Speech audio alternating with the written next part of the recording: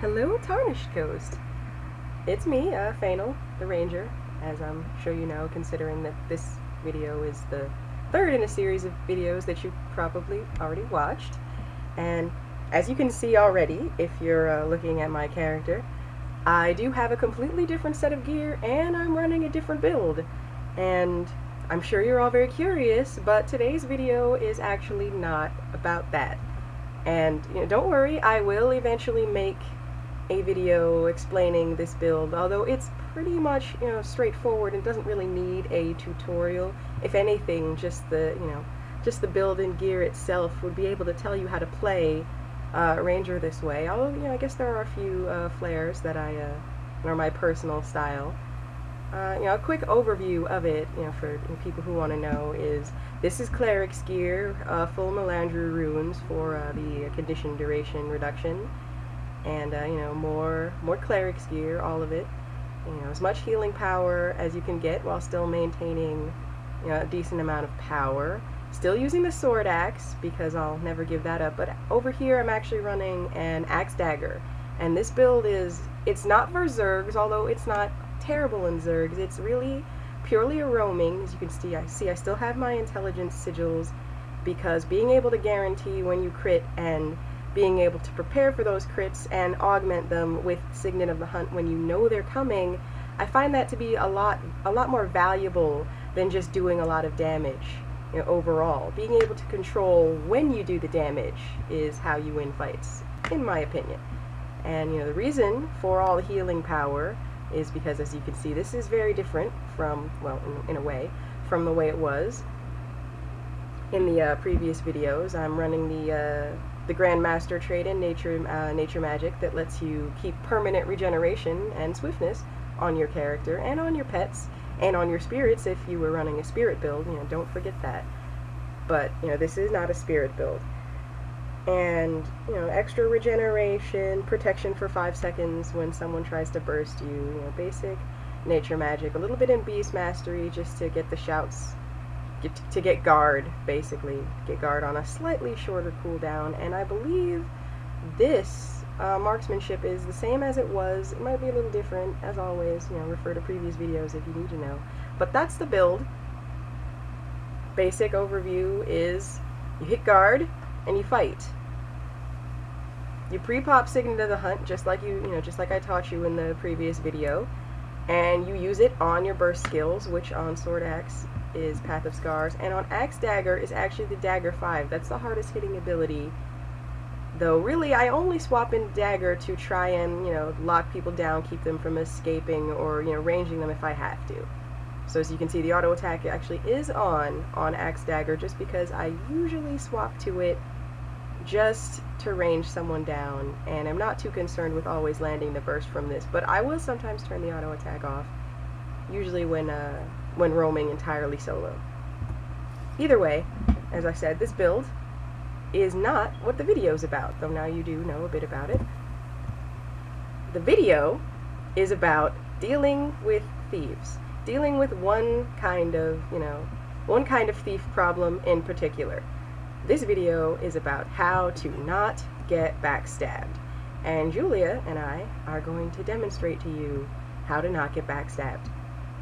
Now I know you're probably thinking, oh, what? How do you do this? I'll explain it.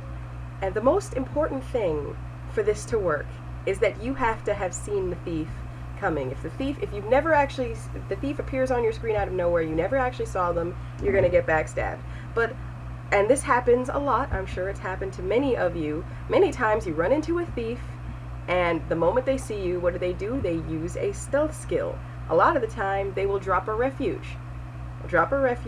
And you know that they have a little bit of time. They have to stay in the refuge, or they won't get their continuous stealth. And a lot of the time, people, they see them get into the refuge, and they're like, oh, what am I going to do? Where's he coming from? The backstab's coming. Yes, it is, and here's how we stop it. Let's pretend that over here in this corner, doesn't matter, it could be anywhere, it's just imagination, a thief has just dropped a shadow refuge, and now they're hanging out in it for a little bit. Soon, they're going to try to backstab you, but you have time. And this works on any stealth skill, because the thief is going to have to position to backstab you unless they were already behind you, in which case you can make them not already behind you by using a lesson we've already learned in previous videos. So the thief is going to have to position, and if they shadow refuge, they're going to have to maintain some time in it to stealth. Here's how to not get backstabbed. You need guard. I have my guard on fast cast ground targeting. Now, I am both I support fast cast ground targeting and I don't. I find that it works very well on skills where it doesn't matter where you aim the skill, like guard. If you use guard, you know that a lot of the time, especially if you're just fighting, it doesn't matter where you put down guard. Your pet's gonna attack anything that's visible the moment you use it. But for skills where you actually need to, place them, like longbow skills, like barrage, I find that in Zergs a lot of the time I can accidentally put the skill down in the wrong place if I don't have, if I have fast cast ground targeting on, because you really just can't see what you're doing. But for this situation, for using guard, you're going to want to have it on. For roaming, you want to have that on.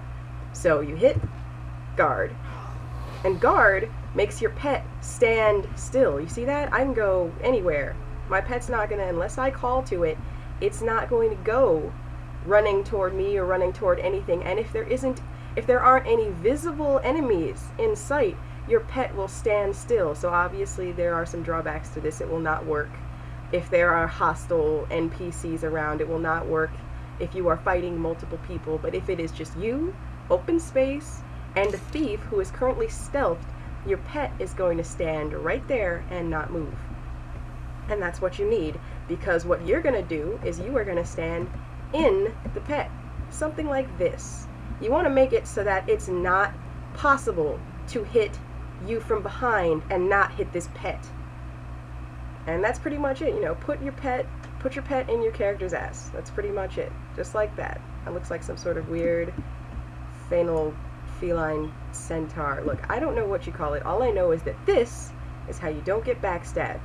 I have never failed with this. Now, I have failed to pull it off because of multiple enemies or, the other things that I mentioned that keep your pet from standing still, but one-on-one versus thief, out in open, out in the open somewhere, you do this, the thief can try to backstab you. They won't. They'll hit your pet every single time.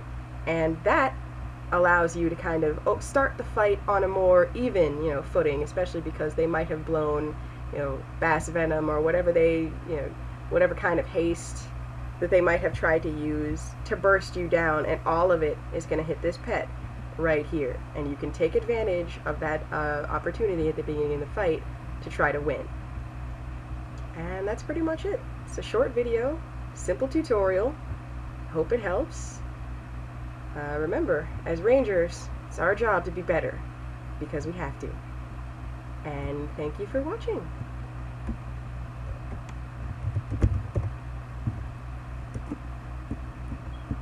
Spin bow. Julia, not amused by that. Are you amused by anything? Didn't think so.